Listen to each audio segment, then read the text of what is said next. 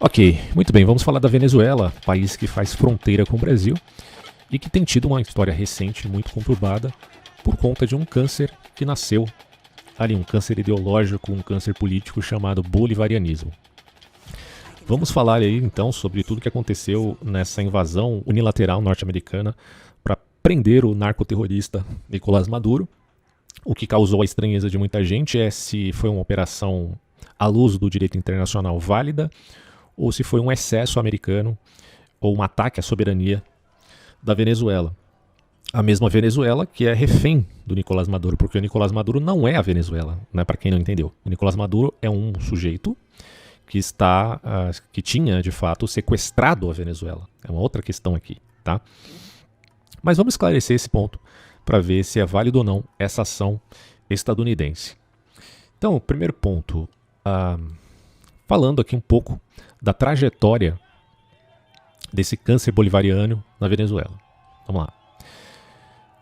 O movimento ele começou, mais precisamente podemos chamar isso de chavismo, né, na figura de Hugo Chávez. Ele começou justamente com esse cidadão que foi eleito em 1998 após uma tentativa frustrada de golpe em 1992. Então, assim, óbvio, tinha corrupção na Venezuela? Tinha. Hugo Chávez, então, tentou dar um golpe em 1992. Chegou até a ser preso, depois foi solto, era visto como um herói nacional e foi eleito em 1998. Eu tenho até um vídeo onde eu menciono um pouco desse acontecimento, que é um vídeo bem antigo.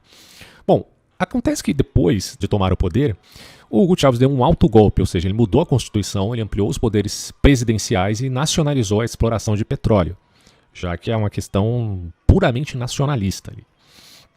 Houve, portanto, uma ruptura internacional. Ele afastou a Venezuela da influência norte-americana e aproximou-se dos países aliados. E quem que eram os países aliados? Olha que coisa linda, Cuba, que não tem nada a oferecer, a não ser a autocracia. China tem a oferecer economicamente falando, sim, mas ao mesmo tempo é ainda um país autocrático. E Rússia, né, que não precisa nem dizer muita coisa sobre a Rússia. E aí ele se utilizou da bonança do petróleo à época para manter a sua popularidade. Tá? Então, aí é um tiro no pé, porque o país ficou totalmente dependente apenas do petróleo. Acontece que houve aí, nesse meio período, uma sucessão, como todos nós já sabemos, de Hugo Chávez para a figura agora mais enfática nos noticiários, que é o Nicolás Maduro. O Maduro, ele foi um ex-líder sindical e, pasmem, um motorista de ônibus. Ele cresceu ali na hierarquia chavista até ser escolhido pelo Chávez como sucessor em 2012, pouco antes da morte do líder por conta de um câncer. O Chávez, ele, ironicamente, teve um câncer, coisa que ele mesmo, de certo modo, provocou com sua ideologia no seu próprio país. E esse câncer ainda está sendo tratado, digamos assim. Ao assumir em 2013, o Nicolás Maduro ele enfrentou então um cenário muito hostil, que foi a queda nos preços ali do petróleo, sanções internacionais e um colapso econômico que gerou hiperinflação de até 130.000%. Não é hiperinflação só no nome, só para chamar atenção, não. É literalmente isto. Economicamente, um desastre monumental. 130.000% ao ano.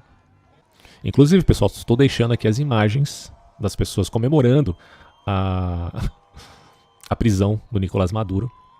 Daqui a pouco a gente vai falar, né, o porquê que ele foi preso e se há uma justificativa efetiva ou não para essa ação. Bom, muita gente diz que tem muitos apoiadores na Venezuela contra a intervenção americana, mas esse pessoal é pego na mentira logo no simples fato de que nas eleições o Maduro perdeu. E ele só ficou no poder porque usou da força, né, do seu hard power. Bom, vamos lá. Crise humanitária e repressão. Questão da erosão democrática. O governo Maduro ele foi marcado pela substituição de juízes, anulação de poderes do parlamento e repressão violenta a protestos. Meio que o Hugo Chávez já tinha feito, só que aí o Maduro meio que acentuou mais essa centralização de poder, resultando, portanto, em mortes e prisões em massa de opositores. Coisa muito comum entre aqueles que têm uma certa simpatia pelo socialismo. Bom, a questão aqui é que o Tribunal Penal Internacional já tinha considerado acusações graves, tá, à figura do Nicolás Maduro. Primeiro de todos, né, crimes contra a humanidade, torturas e desaparecimentos de pessoas, né, de novo, opositores. Mas tem mais coisa aqui que a gente vai ver ao final. Agora, no caso das eleições, as mais recentes, né, tanto em 2018 quanto em 2024, ano retrasado agora, né, a gente está em 2026, as vitórias de Maduro não foram reconhecidas por diversos países. Em 2018 não foi reconhecida por Brasil e tem muita gente que diz que o Lula não necessariamente reconheceu a vitória do Maduro, né? Meio que internamente ele reconheceu, só que ele também está fazendo um jogo político. Então, de qualquer forma, a gente pode incluir o Brasil nessa história aqui de não reconhecimento da vitória do Nicolás Maduro em 2024. Mas aí você tem também Estados Unidos e inúmeras nações europeias que não reconheceram a vitória do Maduro. Além de órgãos internacionais como a OEA, a União Europeia, dentre outros, por conta da óbvia irregularidade naquelas eleições e impedimentos de candidatos de oposição participarem, né, como foi a situação da Corina. Bom,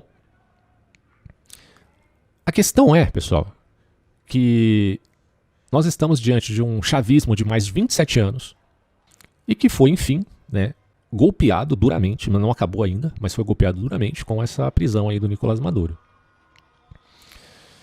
O que a gente pode falar, então, a partir daí de perspectivas para o futuro da Venezuela, seria um possível desenrolar a partir dessa transição, quer dizer, a influência direta dos Estados Unidos como uma força que busca estabelecer um regime alinhado aos seus interesses. Então a gente não está aqui também colocando essa ação americana como uma ação puramente altruísta, não é o caso, mas ao mesmo tempo isso sugere que a Venezuela ela pode ter um crescimento econômico com essa aliança, apesar de haver aí uma espécie de troca, né? Não é uma questão gratuita, né? No entanto, nem por isso a Venezuela precisa também vender a alma aos Estados Unidos. É uma questão que envolve aquilo que a gente chamaria de doutrina Monroe. Muita gente já falou sobre isso, que em síntese tem a ver com a figura, um presidente americano chamado James Monroe, estabelecida ali em 1823. Faz muito tempo, né? E o que essa doutrina explicitava? Primeiro, a não intervenção europeia sobre países da América. Então, o aviso de que qualquer tentativa de potências europeias de colonizar ou intervir, a gente está falando aqui de 1823, então fazia sentido até essa política à época, de países europeus não intervirem em nações do continente americano, porque se assim o fizesse, isso seria visto como um ato de agressão contra o próprio Estados Unidos. Então você teria uma espécie de isolacionismo, porque em troca os Estados Unidos não se envolveria nos conflitos internos da Europa. Assim, claro que a conjuntura hoje é muito diferente, então não é que efetivamente a doutrina Monroe que está sendo estabelecida novamente pelo Trump, mas que tem uma diretriz parecida com isso à luz dos atuais acontecimentos. Então, essa acusação surge contra o Trump justamente porque ele não apenas resgatou uma ideia de 200 anos atrás, pelo menos é o que parece, mas ele teria atualizado isso como uma espécie de corolário, ou um tom mais informal, né, numa nova doutrina, tendo, primeiro, uma justificativa para a intervenção na Venezuela, porque afinal de contas Nicolás Maduro é um criminoso, então essa recente operação ela resultou na captura de um narcoterrorista. Pelo menos a acusação é essa, ele ainda vai passar por um julgamento. Trump ele afirmou explicitamente que a dominância americana no hemisfério ocidental não será mais questionada. Então, ao declarar que os Estados Unidos vão administrar, entre aspas, a Venezuela até uma transição, muitos críticos apontam que ele estaria usando a doutrina Monroe, não como uma ferramenta de proteção contra o colonialismo, como era à época, óbvio, mas como uma justificativa para o imperialismo direto norte-americano ou a sua influência norte-americana sobre países aí da América Latina. Supondo isto, então, nessa nova estratégia, o Trump ele defenderia que é preciso negar aos competidores, e a gente está falando agora não da Europa, mas da China e da Rússia, o acesso a minerais estratégicos e influência política na América Latina. A lógica é que o continente é o quintal dos Estados Unidos, os latino-americanos, inclui-se aí o Brasil, e que nenhuma outra potência global deveria ter presença relevante ali. A gente está olhando isso aqui de uma posição mais crítica, dos críticos em relação a essa ação do governo americano, tá? Bom, então diferente da doutrina original que focava em estados estrangeiros, essa versão do Trump supostamente expande a atuação americana para questões internas dos vizinhos. Então, primeiro, segurança, que é o uso de força militar para combater cartéis de drogas e tráfico humano, porque basicamente o Nicolás Maduro é um narcotraficante. E a questão da imigração também é muito cara, a temática que envolve o atual governo americano, dos republicanos, é uma intervenção direta do país que, na visão de Washington, não controla um fluxo migratório em direção aos Estados Unidos. E o problema da imigração também está ocorrendo com países vizinhos da Venezuela, incluindo o Brasil. Mas óbvio que o Trump não está muito preocupado com o Brasil necessariamente, né? Bom, polêmicas, né? Muitos defensores, então, dessa ação do Trump argumentam que a doutrina é necessária para garantir essa adaptação, digamos assim, dessa doutrina, seria necessária para garantir a estabilidade regional e expulsar ditaduras que ameaçam a segurança norte-americana. Porque, afinal de contas, isso está envolvendo não só cartéis de drogas, como tráfico humano. Tá? Isso envolve também os Estados Unidos. Agora, não é só a Venezuela que faz isso. Então, será que os Estados Unidos vai atacar Cuba, vai atacar a Colômbia? Bom, tem outros problemas que estão presentes aqui na América Latina que não envolve só a Venezuela. Pode ser o começo de uma ação de política externa mais robusta, né, para não dizer outra coisa, dos americanos, ou pode ser apenas uma sinalização de um interesse mais efetivo pela Venezuela mesmo. Por isso que os críticos vão afirmar que o Trump ele teria distorcido o princípio anticolonialista dessa doutrina para transformá-la em uma ferramenta de controle, né, ignorando a autonomia das nações latino-americanas em prol dos interesses comerciais e políticos americanos. Mas não ache, tá, que os Estados Unidos ele atua como atua, por exemplo, a Rússia. A Rússia invadiu a Ucrânia e anexou territórios da Ucrânia para si. E os Estados Unidos estaria supostamente fazendo a mesma coisa com a Venezuela e faria depois com Cuba. Não, isso não vai acontecer. Tá? Os Estados Unidos não é a Rússia não é os Estados Unidos. A política americana ela é muito mais sutil. Eu não estou dizendo que os Estados Unidos é bonzinho, não é essa a questão. Mas que a coisa muito mais sutil é que os Estados Unidos, não acho que os Estados Unidos vai anexar nenhum país e torná-lo território americano. Isso para mim é um absurdo e faz parte dos excessos dos críticos aí em relação a esse país. O que eles têm em mente em fazer é ter, obviamente, um retorno econômico. Porque eles não vão fazer uma intervenção gratuita apenas, eles querem um retorno, inclusive um retorno em relação à questão do petróleo, que a gente vai ver justamente agora. A questão do interesse americano no petróleo venezuelano é um dos pontos que mais fizeram com que as pessoas criticassem os Estados Unidos, até porque isso foi enfatizado pelo próprio Trump, né? Agora, concluir se isso vai ser, se essa ação americana vai ser benéfica ou não para a Venezuela, já é uma coisinha um pouco mais complexa. É fácil você criticar, reduzir tudo à questão do interesse por dinheiro e dizer, o problema é petróleo, pronto, acabou, esse é o interesse americano e a Venezuela vai se ferrar. Não é bem assim a questão. Vamos avaliar isso com mais calma. Vamos lá, ó. Primeiro ponto. Vamos tentar olhar um lado bom nisso, né? Vamos ver se é possível fazer. Se os Estados Unidos agir efetivamente na política venezuelana, recuperando a indústria petrolífera, isso não vai ser bom para a Venezuela?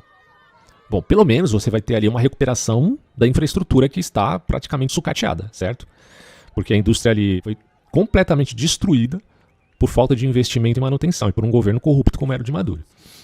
Então o retorno de empresas americanas, ela traria capital, tecnologia de ponta, que são necessários para restaurar essa produção a níveis realmente necessários, a níveis realmente robustos, né, para uma recuperação da economia. E aí você, óbvio, teria também os fins das sanções, né, porque o interesse dos Estados Unidos em comprar petróleo venezuelano implica necessariamente você se esquivar das sanções econômicas anteriores, porque agora o país estaria alinhado com os interesses econômicos dos Estados Unidos. E isso permitiria que o país, que a Venezuela voltasse a transacionar no mercado global, o que poderia aliviar a hiperinflação. De novo, a gente está falando aqui de cerca de 130 mil por ano, por cento por ano. Então isso aliviaria muito a escassez de produtos básicos para a população, sem sombra de dúvida. Bom, fora isso, você também teria muita geração de emprego para os venezuelanos, né? A retomada da cadeia produtiva do petróleo, que geraria milhares de empregos diretos e indiretos, o que seria inevitavelmente vital para uma população que enfrentou um êxodo massivo nos últimos anos, imigrando para inúmeros países vizinhos. Então haveria um retorno da população, essas pessoas teriam acesso a novos empregos, e isso seria muito bom. Como é que isso vai ser ruim para a Venezuela que está quebrada economicamente falando? Agora, é claro que isso aí é muito a longo prazo. Pode ser que haja um efeito daquela famosa, entre os economistas chamariam isso de doença holandesa, entre aspas, né? Que é o risco de a Venezuela voltar a ser um estado puramente rentista, dependendo apenas do petróleo. Isso não é algo necessariamente saudável para a economia que tenta se reestruturar. Porque se o interesse americano focar apenas na extração bruta, o país ele pode falhar em diversificar sua economia, ficando vulnerável, né, a futuras quedas no preços internacionais aí da commodity. Agora, há uma crítica a isso, evidentemente, muito mais pela parte da esquerda, que vê sempre o governo norte-americano como imperialista, interesseiro, dizendo mais ou menos assim, olha, o Chaves ele tirou o petróleo das mãos de empresas privadas americanas para que isso viesse a estar no controle da Venezuela. Isso não foi necessariamente, segundo os críticos, tá, contra os americanos, isso não teria sido necessariamente ruim, porque agora o país é soberano sobre a sua própria exploração de bens naturais. Então, se a transição mencionada pelo Trump resultar em uma entrega total dos recursos a interesses estrangeiros, a um certo entreguismo, sem contrapartidas mais efetivas, né, para a própria população venezuelana, então o país pode não ver a cor desse dinheiro e, de certo modo, repetir ciclos passados aí de desigualdade, né, ou de corrupção, onde uns são beneficiados e outros não. Mas, desculpa, nada pode ser pior do que a atual, assim, pode ser, claro, pode ser que haja coisas piores do que a atual situação venezuelana, sempre pode ser pior. Mas eu acho que com a intervenção e o alinhamento com os Estados Unidos, economicamente falando, a Venezuela tende a melhorar e não a piorar. Desculpa, acho muito difícil que eles piorem, mas enfim, né? Tudo pode acontecer. Agora, é preocupante sim a fala do Trump sobre os Estados Unidos, entre aspas, governarem o país até uma transição. O que ele está querendo dizer com isso exatamente, a gente não sabe, né? Isso levanta preocupações sobre o grau de autonomia que o novo governo venezuelano teria. Quer dizer, um governo excessivamente alinhado a interesses externos pode priorizar o suprimento de energia global em detrimento das necessidades da sua própria população. Isso seria um absurdo. Agora, o que a gente sabe atualmente, até o presente momento, um dia depois da prisão do Maduro, é que, por enquanto, o chavismo não será derrubado. A atual vice do Maduro, Delcy Rodrigues, ela agora se torna a presidente interina, continua criticando o Trump, mas parece que com as negociações ela teria cedido, né, de alguma forma aí, aos interesses americanos nesse processo. Vamos ver a longo prazo como isso vai se dar, ok? Mas enfim, bom, conclusão de tudo, pessoal. Se houver um governo de transição que seja transparente, que use os royalties do petróleo, digamos assim, para reconstruir a saúde, a educação, a infraestrutura do país, quer dizer, o interesse americano será o combustível para a recuperação rápida do país chamado Venezuela, e não um processo unilateral onde só os Estados Unidos seja beneficiado. Ora, então, ok, isso não vai ser ruim para a Venezuela, porque a Venezuela está se beneficiando mais dessa aliança. Agora, se a transição for marcada por focos de corrupção, se o chavismo permanecer no poder, se houver uma exploração que ignore o bem-estar social, né, e a coisa focar apenas nos interesses americanos para manter essa ditadura controlada, mas ainda ela sendo opressiva para com a população venezuelana, então não adiantou muita coisa, porque, de novo, o Maduro é um sujeito apenas e o chavismo é muito mais do que aquela figura, tá? Mas é um golpe contra o chavismo, acho que é válido. E só para que a gente tenha uma ideia aqui dos crimes, né, que esse sujeito cometeu, vejamos esse detalhe já para finalizar aqui esse áudio. As acusações criminais diretas da Justiça dos Estados Unidos contra Maduro são as seguintes. Então vamos lá. Conspiração para o narcoterrorismo. Então ele é acusado de usar cocaína como arma contra os Estados Unidos, colaborando com grupos guerrilheiros como as FARC, Forças Armadas Revolucionárias da Colômbia, para facilitar o tráfico em troca de propinas, né? Assim, a grosso modo, é mais ou menos isso. Então, essa teria sido inclusive a justificativa do governo americano de ter intervido sem o aval do Congresso americano. Aí o Trump simplesmente agiu a despeito do que fosse determinado ali em sessão. A questão do tráfico internacional de cocaína. O uso da infraestrutura do Estado venezuelano, portos, aeroportos, proteção militar, que os militares são muito corruptos ali na Venezuela, como todos nós já sabemos, para transportar milhares de toneladas de drogas para território americano. Isso é uma baita justificativa, vamos combinar, né? Agora, eu repito, eu sei que os Estados Unidos têm outros interesses do que apenas combater o narcotráfico. Bom, uso e posse de armas pesadas. Então você tem ali acusações do governo venezuelano de utilizar fuzis AK-47, AR-15 e lançadores de granadas para garantir a segurança dos carregamentos e proteger as rotas de tráfico. E claro, né, a velha e bem conhecida lavagem de dinheiro, que são os esquemas para ocultar os lucros do narcotráfico através de empresas de fachada, como a compra de equipamentos industriais do exterior. No comecinho desse vídeo eu falei que o Maduro teria sido acusado por tribunais internacionais de crimes contra a humanidade. Então você tem ali crimes de tortura e execuções extrajudiciais. Relatórios detalham o uso sistemático de tortura contra prisioneiros políticos e execuções cometidas pelas forças de segurança, como as FAIs e a Guarda Nacional. Detenções arbitrárias, perseguição política a opositores, a jornalistas e ativistas, com milhares de prisões sem o devido processo legal ao longo de mais de uma década. Então a gente está falando aqui de um país que estava sendo sequestrado por um criminoso e que agora esse país está comemorando a prisão dele. Eles não estão lutando contra os Estados Unidos, os caras estão comemorando. Tem lá algumas pessoas que estavam vinculadas ao governo, supostamente tentando defender, né, a liberdade do Maduro, mas isso aí são pessoas compradas, né? O país em geral da Venezuela está feliz com a prisão desse criminoso. E desaparecimentos forçados, casos em que cidadãos foram levados por agentes do Estado sem que seus paradeiros fossem informados à família. Então você tem aquele caso do ator venezuelano. Na época eu até fiz um vídeo sobre esse caso, que é o Oscar Pérez, né? O Oscar Pérez era um ex-inspetor da polícia científica, piloto de helicóptero e também ator, tendo estrelado o filme de ação venezuelano Muerte Suspendida, em 2015. Isso aqui foi o filme. Bom, ele se tornou o rosto da resistência armada contra o Nicolás Maduro em 2017, após usar um helicóptero para atacar prédios do governo em Caracas, exigindo a renúncia do presidente atual, que era o próprio Facino, né, Maduro. E aí ele foi morto em 2018, aqui ó, 15 de janeiro de 2018, em uma operação das forças de segurança da Venezuela, conhecidas como Massacre de El Junquito. Antes de ser morto, ele postou um vídeo nas redes sociais pedindo para se render, o que levou a acusações internacionais de execução extrajudicial, uma vez que ele foi morto ali mesmo, né? Então essa figura está sendo amplamente lembrada agora, né, em pleno 2026, como um símbolo da oposição, especialmente após a notícia da captura. Tem gente até que falou de sequestro, Maduro foi sequestrado, Maduro foi raptado. Não. O Maduro, ele foi capturado. Usa a palavra certa, pessoal. Ele foi capturado porque ele é um criminoso. Ok? Bom, a gente está vendo aqui os crimes que ele cometeu, certo? Só que além do Maduro, você tem outros réus envolvidos, né? Cília Flores, que é a esposa do Maduro, indiciada por participar dos esquemas de corrupção e narcotráfico, né? Famosa por comer picanha com o Maduro enquanto a população passa fome.